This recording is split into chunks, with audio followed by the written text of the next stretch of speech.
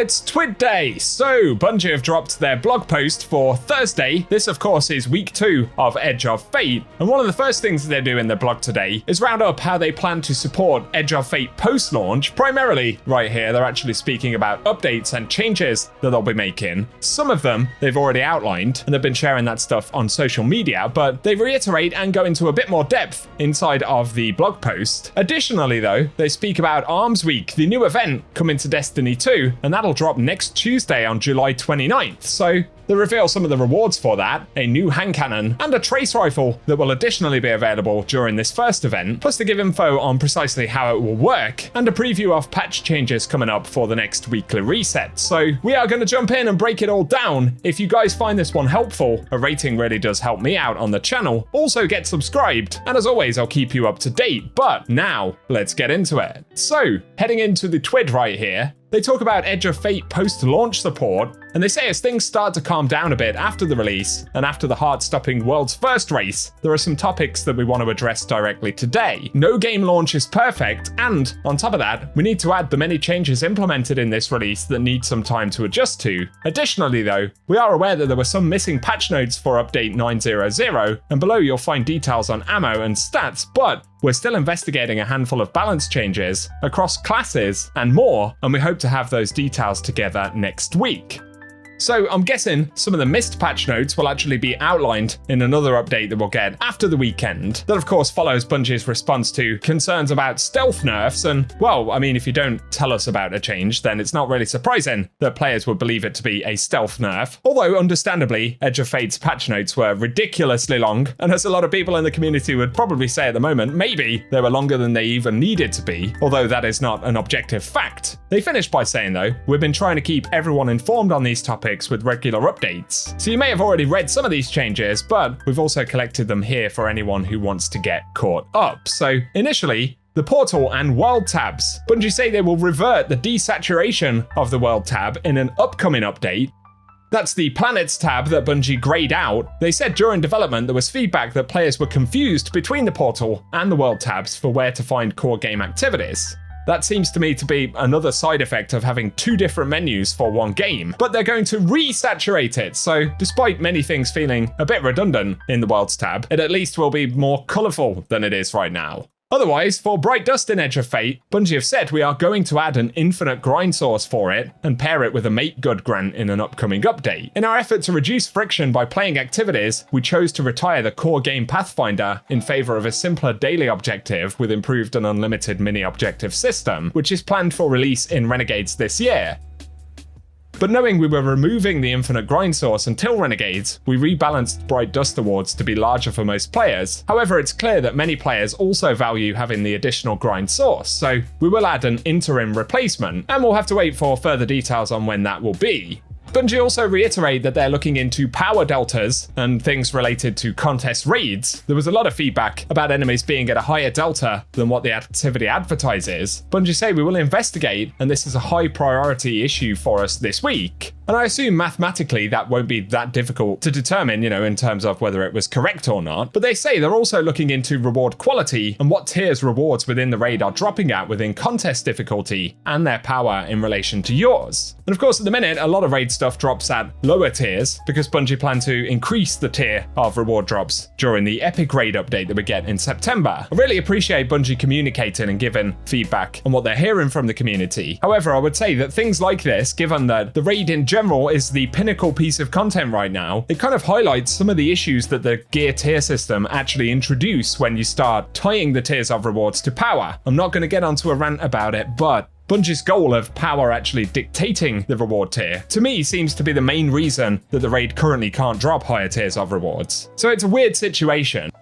Otherwise though, they speak about ability regen in Armor 3.0, and they point out that previously they'd stated that hitting 70 in an ability stat in Edge of Fate was equivalent to certain pre-Edge of Fate values for discipline, strength, and each class ability regen stat, as well as intellect, and that going above 70 would result in faster recharging than before, but that currently isn't true for the 70 mark, and instead is actually set at the 85 mark, so we're not getting the improvements that we should have with this stat system.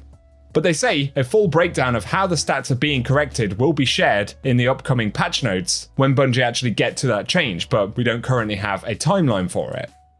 Otherwise, they reiterate that next Tuesday, on the 29th, they'll be updating ammo, so players at the lowest end of ammo investment will see ammo progress faster, providing more bricks. On top of that, they're increasing the ammo per brick for some additional weapon types, and they're buffing the ammo generation stats on some exotic weapons that are lagging behind. So changes for ammo coming next week is a good thing, of course, and we'll get more specifics in those patch notes. Again, I very much appreciate all of the feedback from the community team. I'm imagining that it must have been a pretty busy couple of weeks. Some of the issues we've had have been pretty frustrating, but again, credit where credit's due in terms of the communication aspect.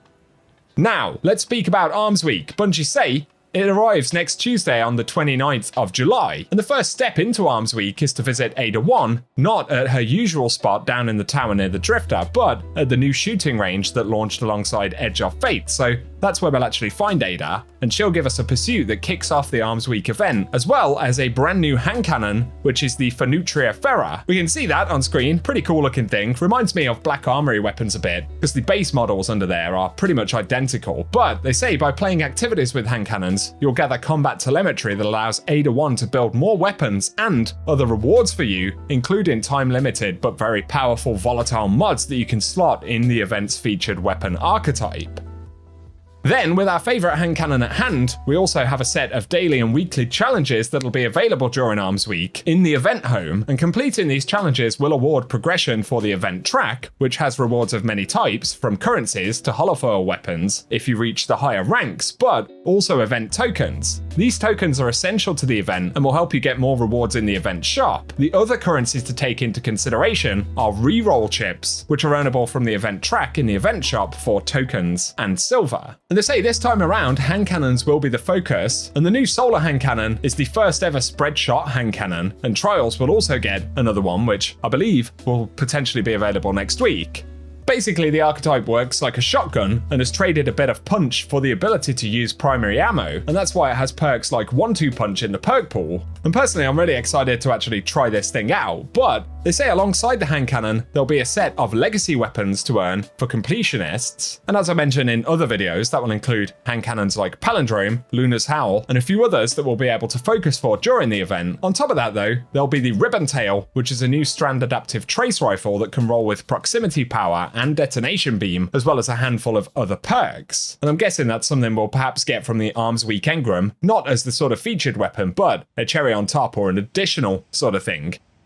And indeed, that weapon is also an Armsweek specific weapon, so I'm guessing it will actually be the focus weapon at some point in the future. They confirm as well the volatile weapon mods that we'll be able to get through Armsweek. They say they're available for the duration of the event and can only be slotted into the featured weapon type. So basically, we'll be able to equip them on hand cannons. And for this event, we'll get chaotic munitions where precision final blows produce randomized effects. There'll also be Cowboy Grip, which supremely improves hipfire weapon performance, and fragmentation rounds, where precision final blows create multiple explosive submunitions. So these actually sound pretty OP, and I think that's kind of by design because they are temporal mods that are only available while the event is actually up.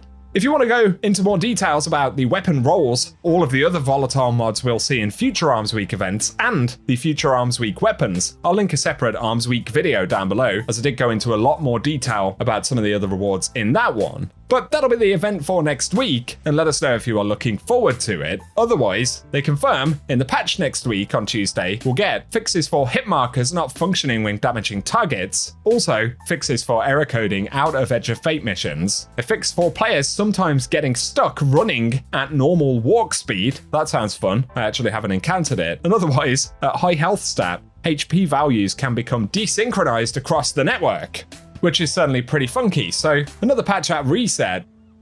But finally, they say the TWID is over. We've been watching our loved community play through the campaign, raid, portal, and more, and we really appreciate the feedback everyone has given about what they find confusing, what could be better, or what they just don't enjoy. We're aware of it all, and please trust us when we say that we truly value it. Edge of Fate is the start of many things, and sometimes beginnings are strange or a bit rough, but the team's at work fixing what's not working, improving what needs a touch, and of course, the content that's to come. The goal remains the same, to make the game you love to play. So let me know how you're feeling after this this first week or so in Edge of Fate. I'm really looking forward to actually getting more of these updates into the game as soon as possible, and for Bungie to iterate on some of the systems that there appears to be frustration about collectively in the community right now. The sooner we get more of these changes, the better. For today though, that is the TWID, so share your thoughts below. If you found it useful, a rating really does help me out, but otherwise, cheers for watching, and I hope you guys have an awesome day.